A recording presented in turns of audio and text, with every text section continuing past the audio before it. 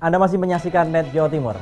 Ya, bagi Anda yang sering berkunjung ke kota Surabaya tentu sudah tahu dan sering melihat Gedung Negara Gerahadi. Tapi, apakah Anda sudah tahu siapa perancang gedung seluas hampir 77.000 meter persegi tersebut? Dan apa saja keunikannya? Kami hadirkan informasinya dalam segmen Cerita Pagi.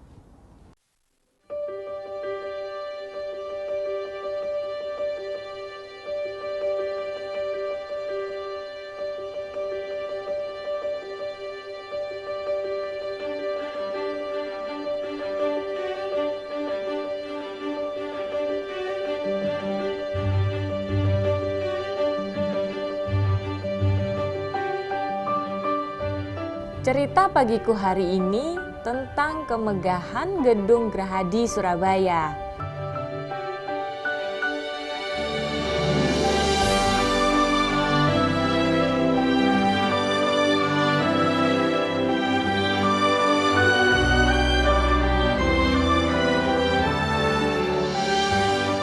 Sudah 2 abad lebih usia Gedung Gerahadi, namun bangunan ini masih kokoh berdiri. Pilar-pilarnya masih terpancang kuat, menyongkong atap bangunan hingga terlihat gagah dan menawan.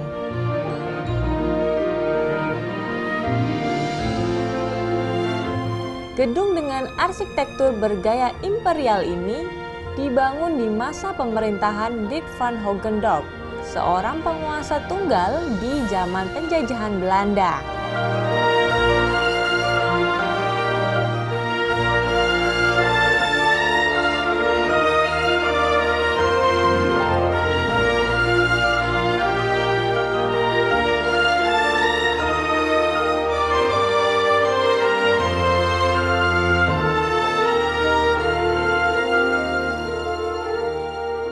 Sebetulnya jauh sebelum dinamakan Gerahadi, itu adalah satu rumah tinggal yang oleh orang Belanda dinamakan tuinhuis.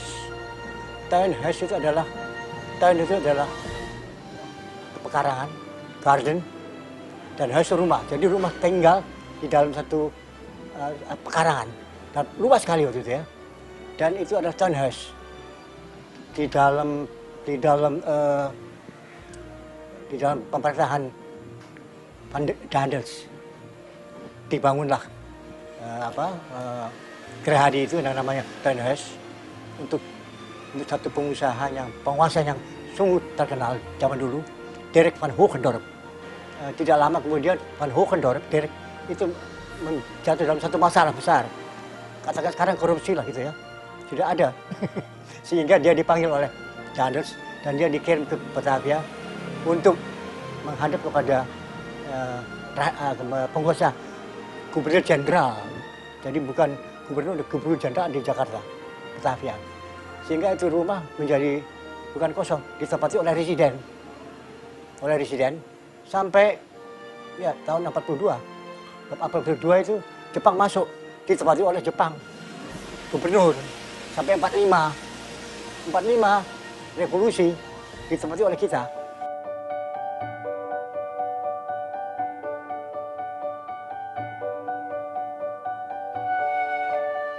Gedung Gerahadi berdiri di atas lahan seluas 1,2 hektar. Gedung Gerahadi terdiri dari 2 lantai. Semuanya dipenuhi dengan ornamen-ornamen bergaya Romawi.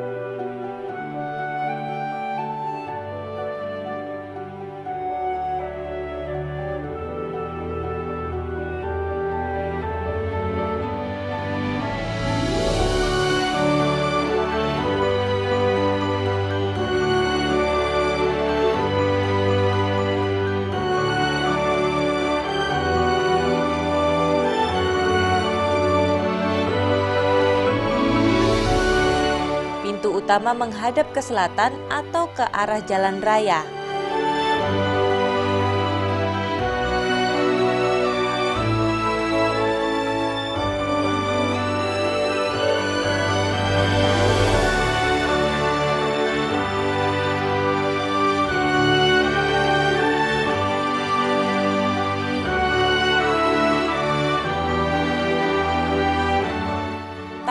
tahukah Anda, sebenarnya desain awal Gedung Gerahadi menghadap ke utara atau ke arah bantaran Sungai Kalimas.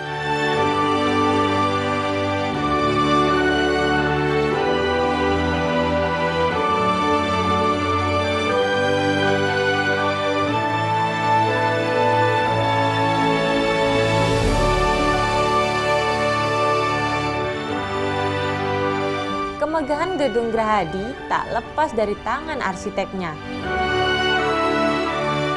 J. Kosman Citroen, seorang arsitek kolonial Belanda. Maka arsitek itu sekarang ada di Bangkuning. Nomornya A167. Di mana sekarang saya sedang memugar dengan bantuan Pemkot. Citroen adalah satu-satunya arsitek yang kurang lebih ada 50 gedung yang sekarang masih ada dibangun oleh Cornelis Citroen, seorang arsitek yang pernah dimiliki oleh pemerintah kota.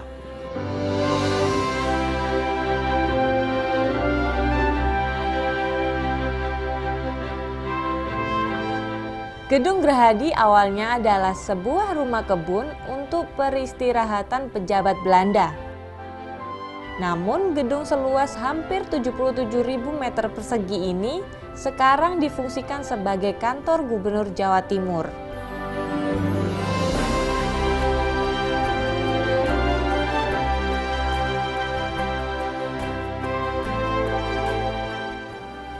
Gedung ini digunakan untuk pertemuan-pertemuan, bisnis gathering, kemudian juga untuk pelantikan-pelantikan, menerima tamu-tamu negara.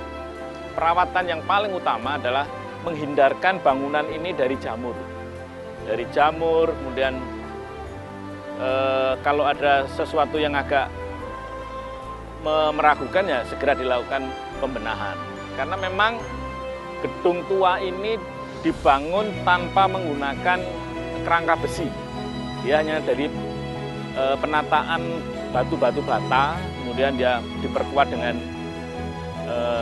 semen yang pada zaman itu yang agak rumit, tetapi itu tantangan untuk melihara cagar budaya ini. Gedung Gerahadi simbol perjuangan dan kemegahan kota pahlawan. Menjaga dan merawatnya adalah sebuah keniscayaan.